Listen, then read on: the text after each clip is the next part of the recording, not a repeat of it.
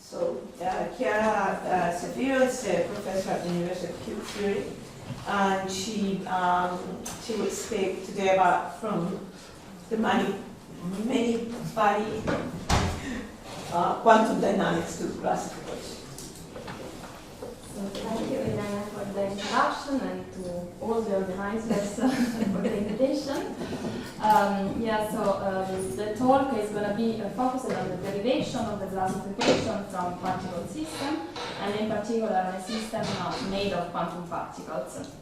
So I will just start with something that I guess the audience of this room know very well. So the Vlasov Poisson system, but I would like to set some notations. So the workshop is supposed to deal with plasma. So I just want to underline that the Vlasov Poisson equation is the most popular equation used when describing plasmas. And how it looks like is an equation for F, which is a probability density of the phase space, is a function of time, space, and velocity, non-negative, and it represents the density of particles in the plasma. And it evolves in time according to the Vlasov Poisson system. That is a nonlinear PDE, that is just a transport equation for the density F. And is nonlinear because of this capital E here, which depends on the solution itself through its spatial density. And this E here has the meaning of the self-induced electric field that is induced by the plasma itself. Is in convolution form. So you have the Coulomb interaction here convoluted with the spatial density that is nothing but the integral in velocity of your probability density. Okay, so well posedness for this system is quite well understood at the moment. So there are still open questions, but let's say that the works in the 90s by Fefferman and Lyons and Pertam at least clarified that a solution of this system exists and is unique under certain assumptions on the initial data, which are quite reasonable. So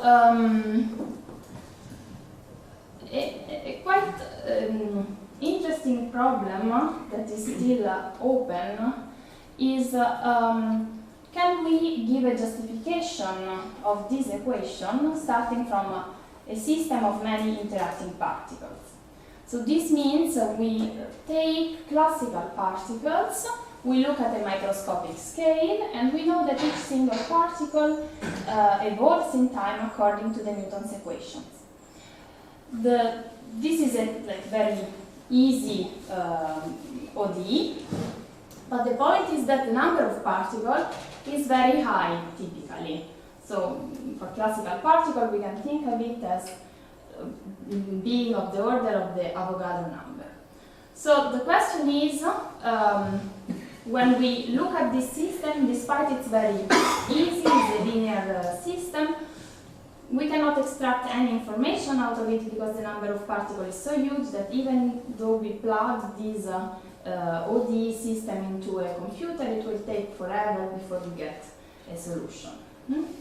So the main point here is that we are not interested in this picture, so looking at how each particle behaves, but rather in the collective behavior of the system. So we are interested in looking at the probability density, so a continuum out of this description, zooming out, looking at the macroscopic scale, and finding an effective evolution equation that for the aim of this talk is going to be the Vlasov Poisson equation, when the number of particles is very high. So mathematically we say we perform a limit for the number of particles going to infinity. Excuse me, we consider the repulsive and attractive case? So actually for what I'm speaking there is no difference. So I take the repulsive one because I'm speaking about plasma, but there is no difference. So you can take the attractive one as well and it works the same. But then in that case we speak about like gravitational potential, so astrophysics setting. Okay. So the question then is the Vlasov-Poisson equation a good approximation for the microscopic system, and which is the regime we have to look at in order to catch this behavior at a macroscopic scale? Then we can ask a slightly different question, and we might be interested in catching the quantum effects. So we don't look at classical particles, but we might look at quantum particles, bosons or fermions, whatever you like, and we ask ourselves the exact same question. Just the microscopic picture is slightly different because we don't have the Newton equation, but we have the many-body Schrödinger equation. So our unknown now is the wave function psi, which depends on the n positions of the capital N particles, and again the number of particles is a huge number. So can we say that in some scaling limit we can recover again the Vlasov-Poisson equation? So this arrow in both cases for classical and quantum particles is referred to as the derivation problem, and this is what this talk is about. So, of course, physicists know very well that this model is a good approximation, but somehow for us mathematicians, I think it's a good point that is still important to give quantitative results, because they do not know which is the optimal rate of convergence for this kind of derivation. So basically the question is how n should be large in order for this approximation to be correct. And this of course has several consequences also at the level of numerical schemes. So let me give you a very brief overview on the state of art for classical particles.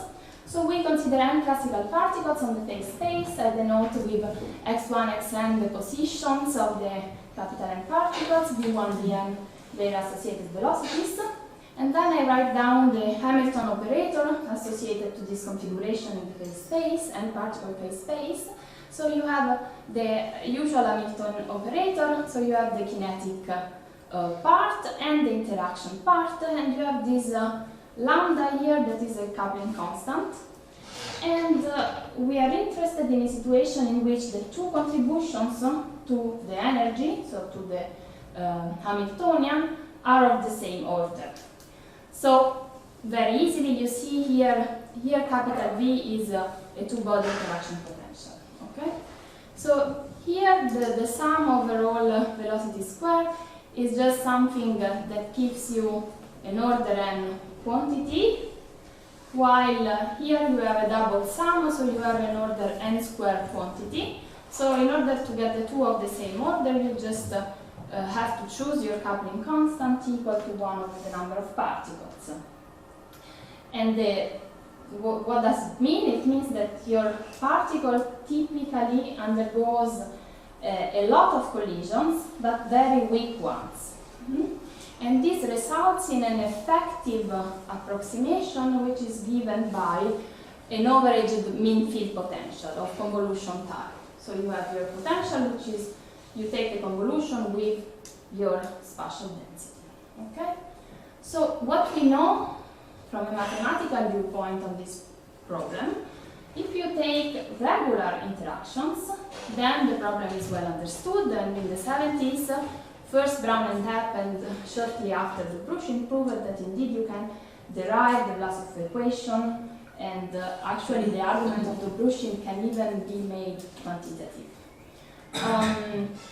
For singular interactions, the situation is not yet 100% understood, but still recently there have been quite some progresses.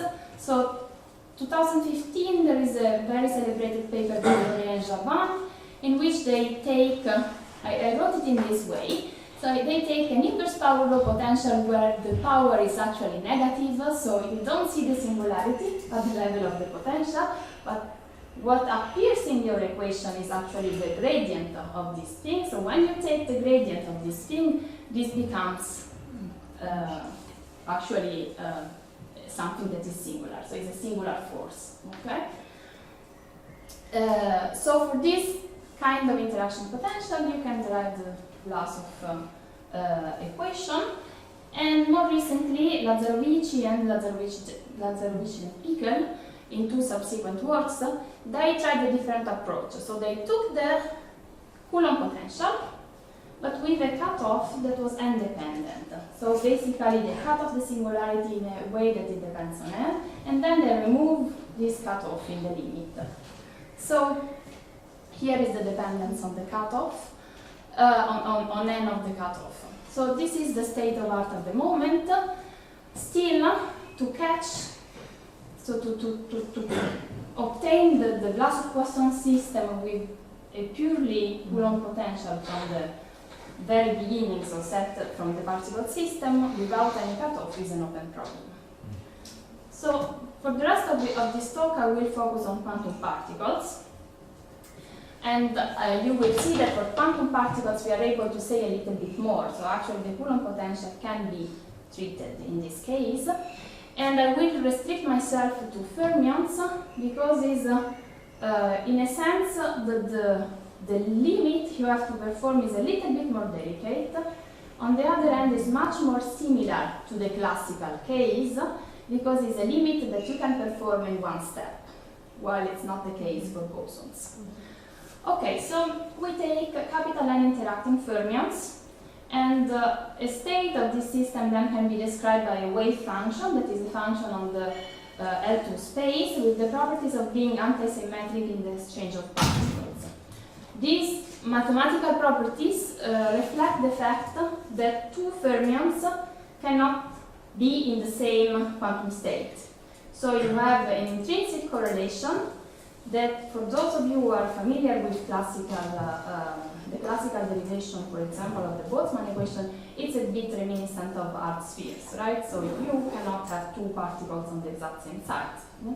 So this is the, for fermions, it's called the exclusion principle, and or Pauli principle.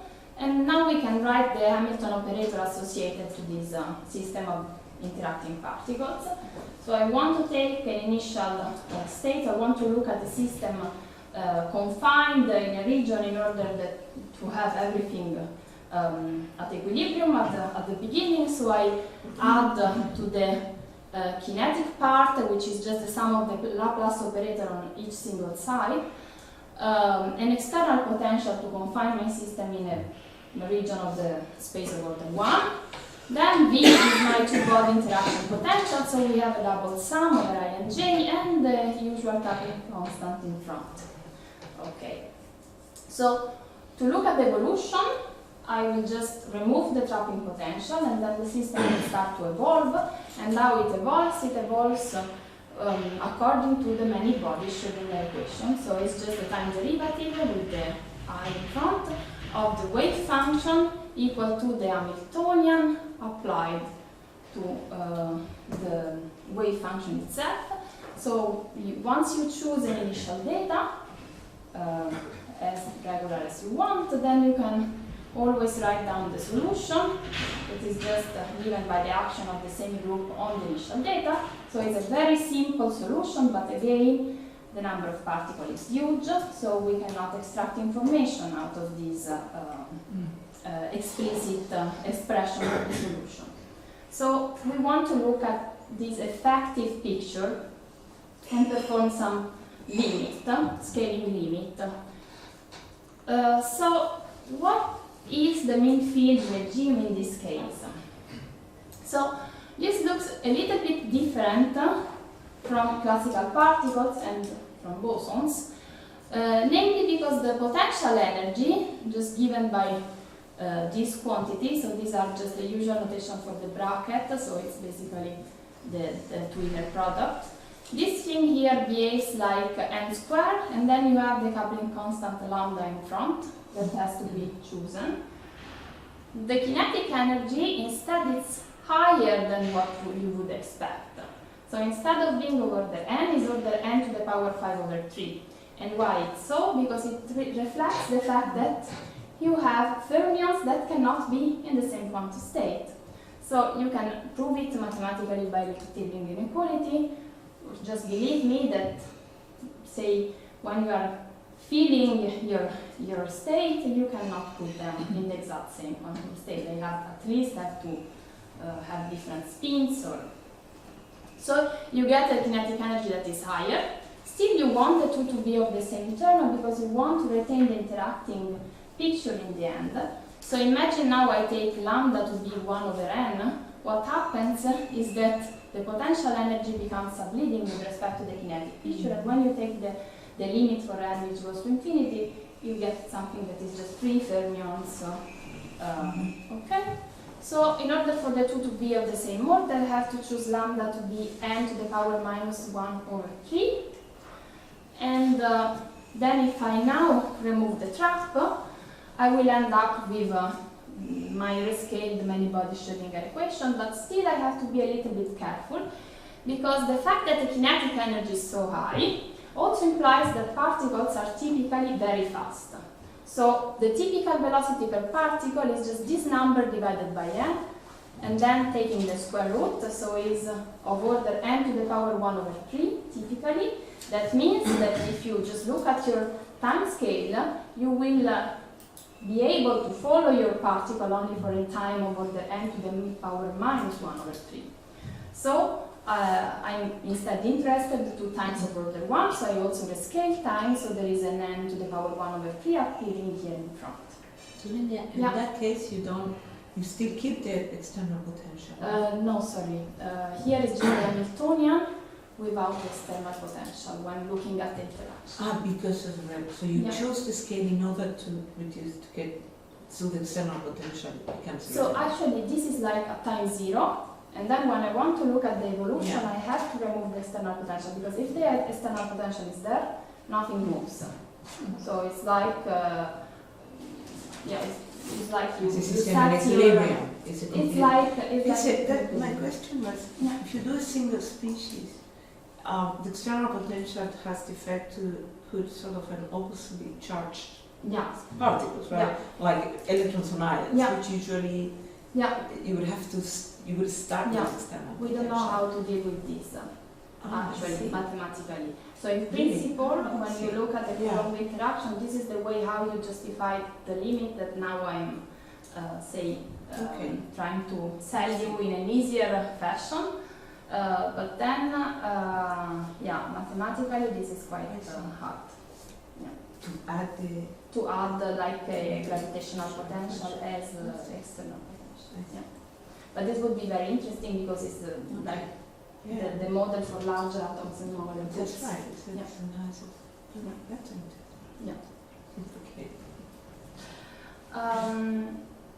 okay, so here we are. And now, just for convenience, and also you will see some analogy with the talk of Ling before, I want to introduce a parameter epsilon that will be related to n by the following relation, and this is going to be like that for the rest of the talk. So now I multiply my equation here by epsilon squared, so by n to the power minus 2 over 3. So what happens is that one of these cancel and I stay with an epsilon here in front. Then there is an epsilon square in front of the Laplacian, and then here I get 1 over n. So in the end, I still have the typical coupling constant for mean field, 1 over number of particles. But this comes linked to this parameter epsilon, which is placed in the exact same site where the Planck constant usually is. So as a result, when you look at fermions, you don't have just a mean field limit, but you have a mean field limit coupled to a semi-classical limit. Okay, so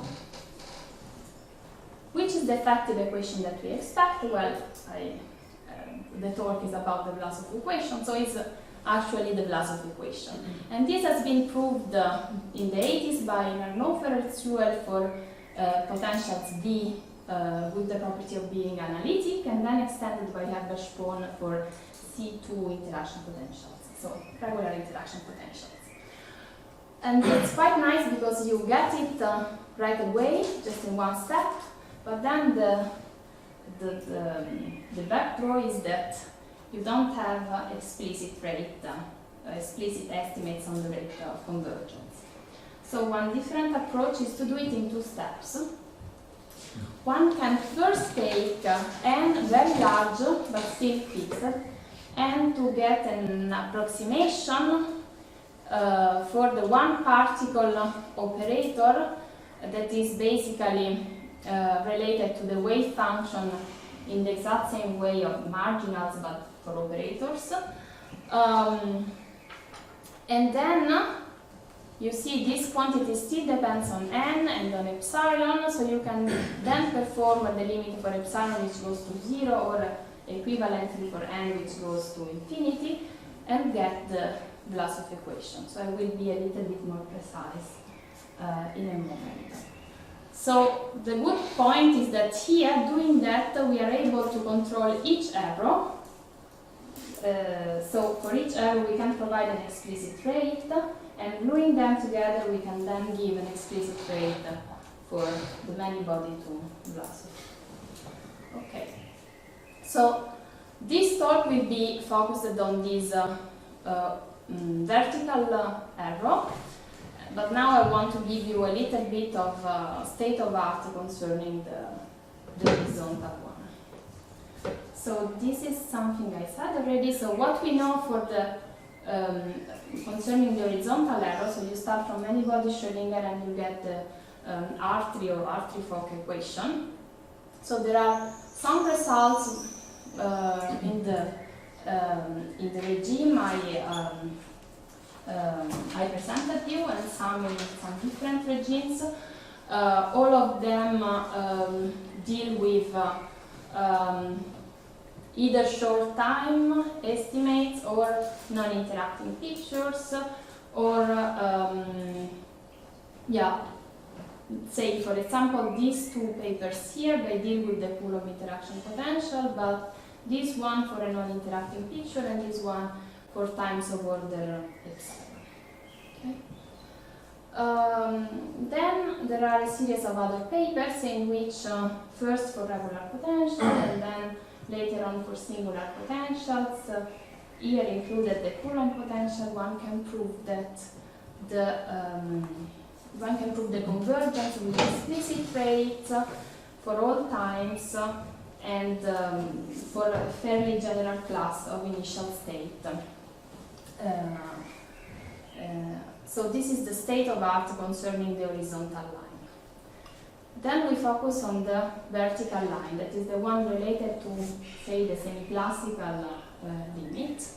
So there are a series of papers in which strong convergence is proved with explicit rates. And the first two deals with regular interaction, and then there is a more recent paper by myself in which inverse power law potentials are considered, but actually it's not possible to reach the Coulomb singularity, despite the good point is that the class of initial data that you can take, it's fairly good, it's quite large. When you look at singular interactions, here included the Coulomb singularity, then there are results for weak convergence. So in particular, Lyon's pole and Figali-Ligabot and pole, and the more recent result by Laurent Maclèche, they include the Coulomb interaction potential. And there are these papers by Goltz and Paul and Pulvirenti, in which they provide a new kind of distance that is reminiscent of the Monch-Kantorovich distance for classical probability measures. So in these two papers the potential is not singular, but still it's related to the weak convergence. And these last three papers, they also give some explicit rate of convergence. So in that case, they treat the singular potential, the Coulomb.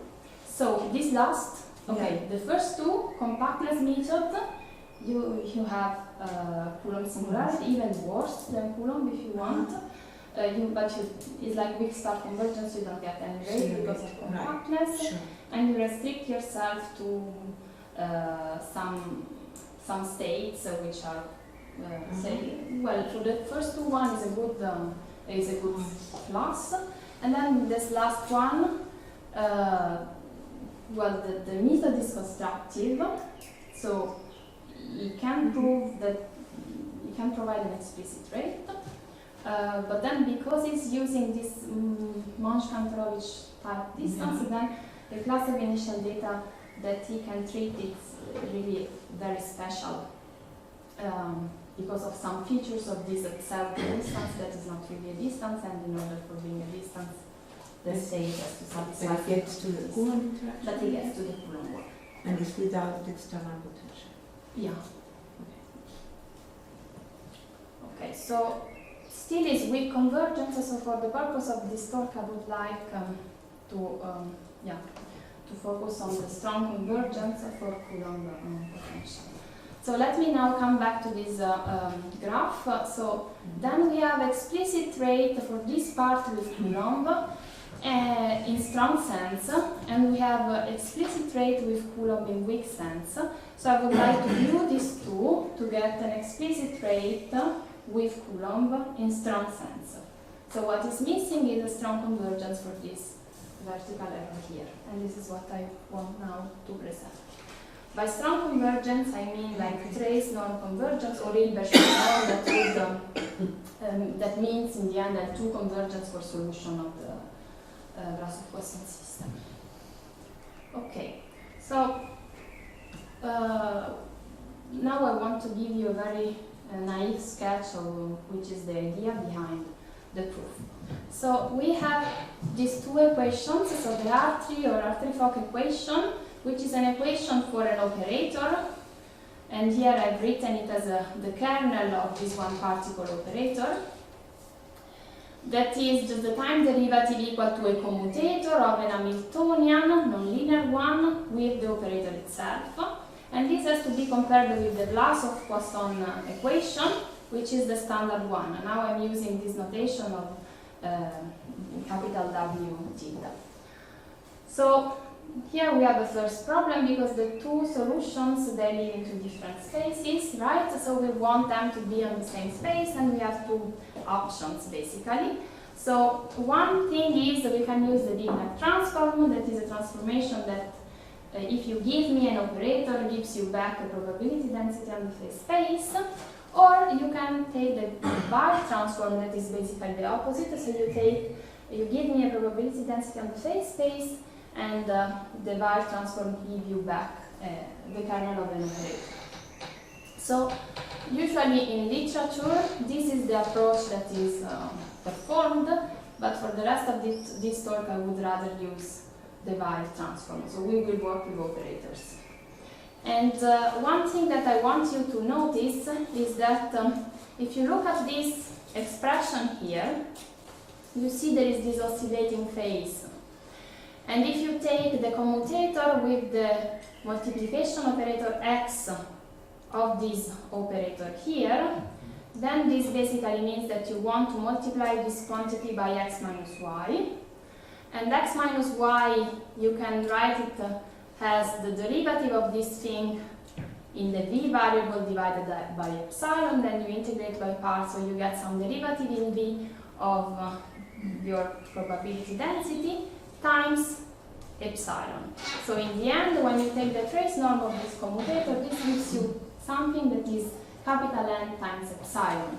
So if you look at this thing here and you take the trace of this one, you see that this is order capital N. So this means that when you take the commutator with something, this is small, because this you would expect to be of order N, but you actually find that is order N times epsilon. Okay, so this would be useful later. So now I want to Weyl transform the Vlasov equation. So take the definition, compute, and this is the result. So you see it's something that is quite similar. I'm now calling omega tilde the Weyl transform of the solution of the Vlasov Poisson system. And the first part is exactly the same, so is a commutator of the kinetic part of the Hamiltonian with the solution itself. And then there is another operator which is given by its kernel here. And this part is different, but it's not so far from being the same because it's actually the gradient of this thing in a middle point, and then you have this thing that looks like a commutator of x with the solution itself. So it's not far from being in a commutator structure, but it's not quite. So there is some hope for the two to be close, and this is what we want to prove. So we are looking at the evolution equation. So the standard thing you want to do is to perform a Grönwall type estimate. So I take the time derivative of the difference, and if Here you are interested in the limit epsilon because you are in the classical error. Yeah, but still n is there. So yeah, epsilon. So this is what I don't understand, the link between the two. Yeah. So all over the link is You take n. Okay. this one. So in the end, performing the semiclassical limit is equivalent of taking the limit for the number of particles which goes to infinity. And this so before you told us that one term is small, but finally with this, I'm not convinced. There was epsilon n. Yeah, because so it's not so small. Yeah. So it's small in the sense that if you normalize things in such a way that your operator is of order n, as it is in the definition I gave, then you have to change a little bit your mindset and say, okay, now it's not everything order 1, my objects are order n. So as soon as I see n times epsilon, this means it's not. So thanks for the remark. Okay, now we compute and we are immediately in trouble because actually there is this Laplace that appears and we don't know how to get rid of this term. So one first idea is we can use a kind of reference frame to remove this one. So we introduce a unitary operator that actually evolves according to the Hamiltonian given by the Hartree-Fock equation, or the Hartree equation. And this is the right guess in order to cancel the term. So it's a unitary operator, so in the end it will not change much. But when then you take derivatives of this thing, all the Laplacian operators they cancel, and you end up with something that is of this form. So you have one term here that you do expect to be the dominant one, and you have this rho minus rho tilde that was related by definition to omega minus omega tilde divided by 1 over n. And then you have the second operator here, bt, which has this expression that looks ugly, but actually if you look at it a little bit closer, you see that it's just, you can basically replace all the brackets with a second order Taylor expansion of your potential convoluted with your spatial density. So you will end up with like a second derivative of the convolution times x minus y squared times omega tilde. And so I told you that x minus y omega tilde is small. If you take x minus y squared, it's even smaller, so it's going to be order capital N times epsilon squared.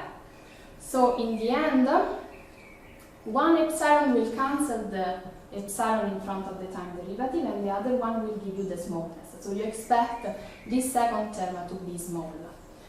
So what you do, you perform UML and you take the trace normal. The operators are unitary, so nothing changes here.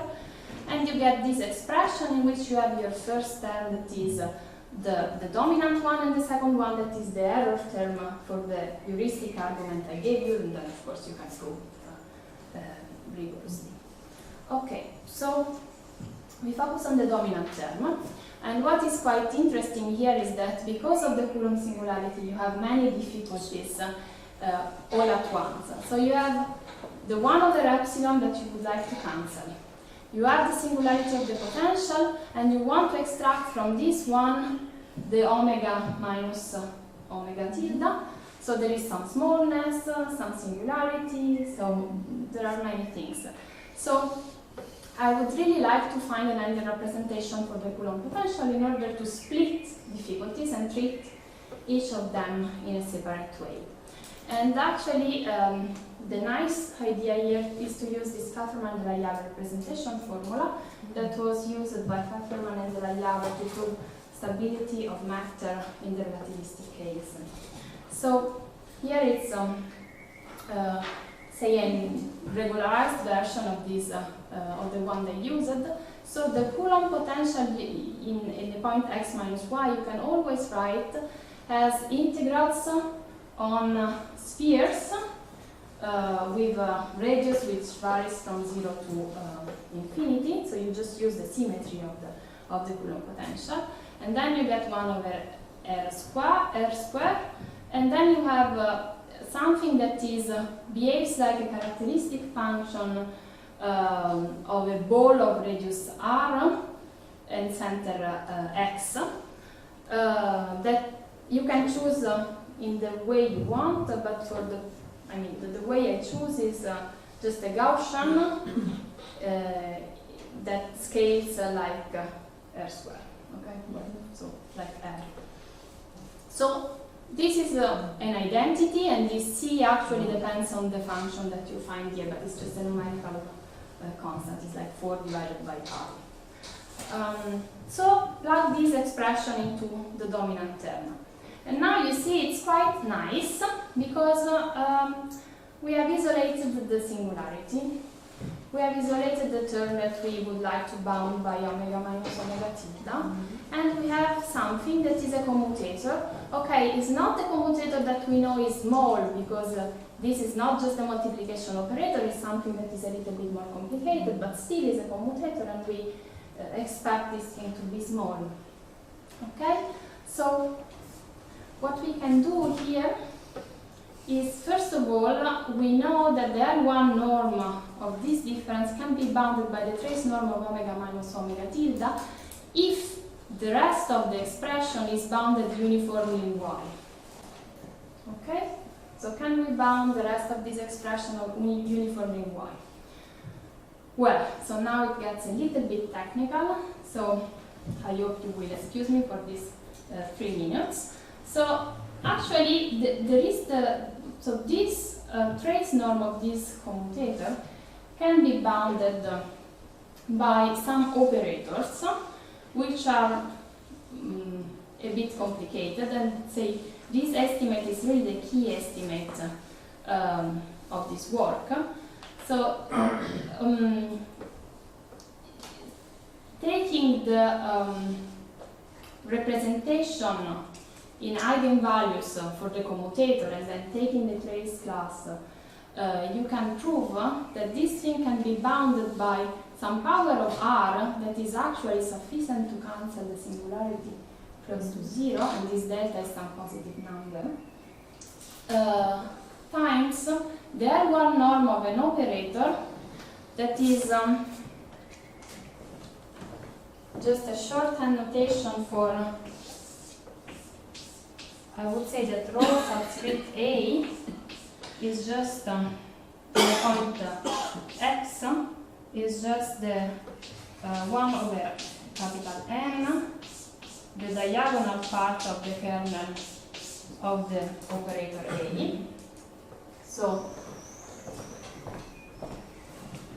this is in L1 times the R deleted good maximal function of this rho to some power.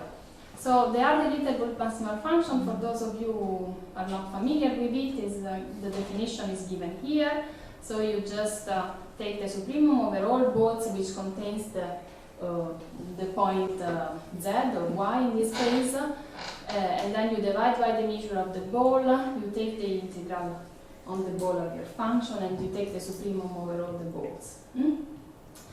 And then if we want to bound this one uniformly in y, then we just take the soup in Y of this thing, so the infinity norm that works well for the R-deletable maximal function, because you can bound the R-deletable maximal function in L infinity by the function itself in L infinity.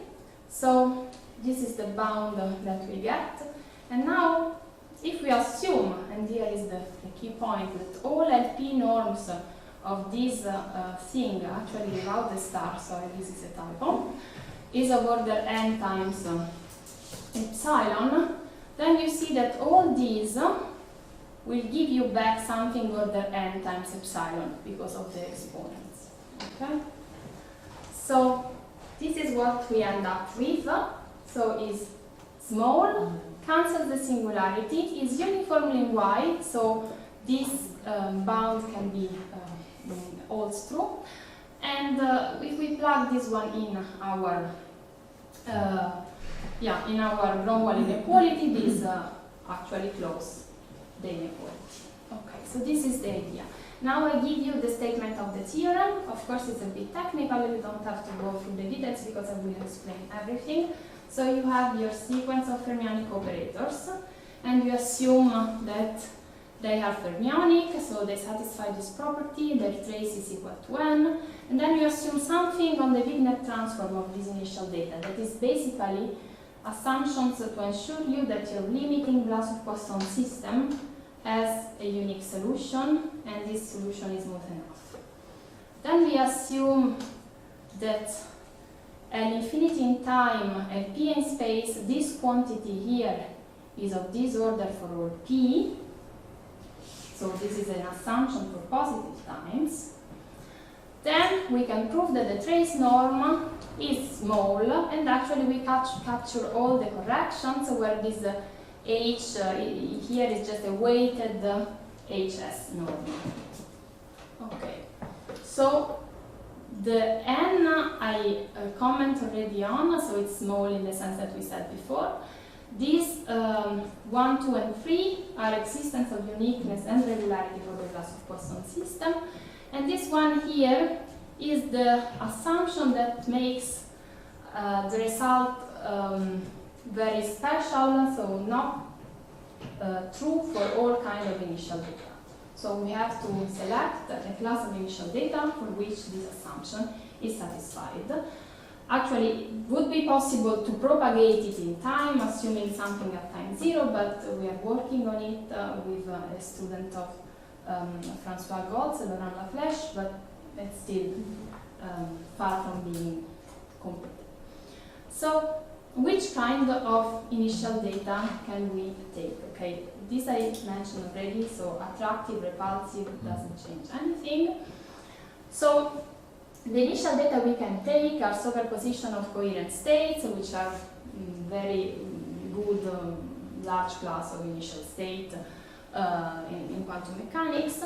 And these initial states, they satisfy at time 0 the assumption that we are asking for. So how can we propagate it in time? One very easy way of doing it is to look at regular steady states of the Vlasov system. And then, if you look at steady states, because you have a commutator here, then this would just propagate in time your initial regularity. Then there are many results by Prime and collaborators on steady states for the Vlasov equation, and you can check that if you take this class, that is basically regular functions of the energy, then they can satisfy this kind of assumptions, requiring M be sufficiently regular, and then you just get the bound for positive time. But of course, we are restricting to a very special class of initial state, right? So the point would be then what is left is actually to see that this thing can be propagated in time, to look at more general classes of initial states. And moreover, I think there is a bit of analogy with the quantum Boltzmann, in the sense that you do expect, as Limbing explained us at the very beginning of his talk, the quantum Boltzmann equation, so the cubic Boltzmann equation, to arise from particle systems when you take a weak coupling limit. And each time that you take a weak coupling limit, no matter which is the microscopic potential you're looking at, as smooth as you want, you always end up with something that looks like Coulomb. So, in a sense, weak coupling is much more difficult than mean field. So I'm not saying that it's just the same, right? But I think it's quite difficult that the derivation of the quantum Boltzmann equation can be understood without a fully comprehension of the mean field case for singular interaction potentials. And so with this, I thank you for your attention.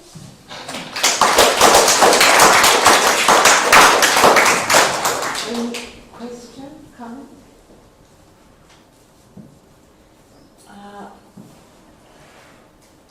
Actually, I do have a question on this. If you want to derive, for instance, an interaction operator, like Boltzmann or whatever an interaction operator maybe we call it Boltzmann operator. Can you apply, for instance, and I have never seen a discussion in the framework of mathematics yet, except people that are random theory or random path, but the idea of the Fermionic integral, or what is called this Green's function, which is very similar to what is the diagrammatic techniques of Dyson and so on. Yeah. Would that is what you would expect to see from the particle system, in order how they form the interaction? I think this is an approach that has been investigated, and there is the paper by Lucarin and Spohn. So I would like to avoid these Feynman integrals, just because it's so in a sense we know that for the classical Boltzmann we have this series expansion, and in the end series expansion gives you a small time validity, and for quantum systems I think we have a much more powerful tool that is looking at fluctuations, so avoiding completely the hierarchy and every cellular expansion. So the idea I would rather go for is more looking at the same argument that has been performed from any-body to Hartree in the mean field in this different regime. So then this would mean you look at, you define fluctuations around some limiting dynamics, that in this case has to be the quantum Boltzmann. The Dyson technique, right? The diagrammatic techniques. Well, if you look at the fluctuations dynamics, I think you might, you should be able to avoid the diagrams. Oh, I see. Because you don't pass at all through any series expansion. I see. Okay, that's interesting. But I know that like people in weak turbulence, they are much more pushing towards this. Right. Or even but it's I think it's a very powerful quantum condensation. It's a super interesting point. Okay. Yes. Another question about this assumption number 4. Here you assume that this is you start with exact steady states, and if you perturb a little bit, but it's possible to.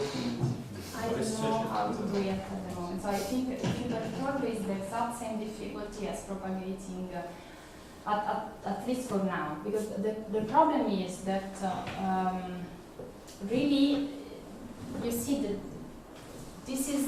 this rho is so you have absolute value of the operator. So there is no way of relating these norms to some LP norms of the kernel or things like that. So it would be possible to do it if you would need only P equal to 1 and 2.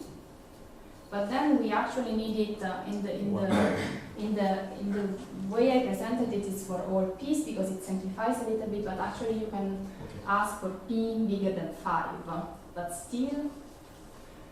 So I think it's there is something really that has to be understood at the analytic level. And the singularity of the operator of the Newton interaction is important here. Yeah. plays a role because So if you remove this singularity So, and choose a... actually in the yeah, here it is. So in the previous paper I wrote, there was this inverse power law potential, and the rate was up to 1/2, right? The singularity. So the point was that here I was able to extract only r to the power 1/2 or minus something, but then this was because I wanted to bound this thing by some product of Hilbert-Schmidt operators. And when you have Hilbert-Schmidt, then you immediately have L2 for the kernel of the operator, and you use all the regularity of the Vlasov-Poisson system without any problem. But if I want to catch the Coulomb singularity, then I'm forced to look at this quantity without losing anything passing through the Hilbert-Schmidt norm. So I think it's really a PDE problem now, how to propagate these norms for positive time, whatever you ask at initial date for the initial data. Yeah. And of course, all these we are asking for regular initial data, so it works at positive temperature. So the states have to be regular in a sense. Okay. Any other comment or question? Okay, thank you very much.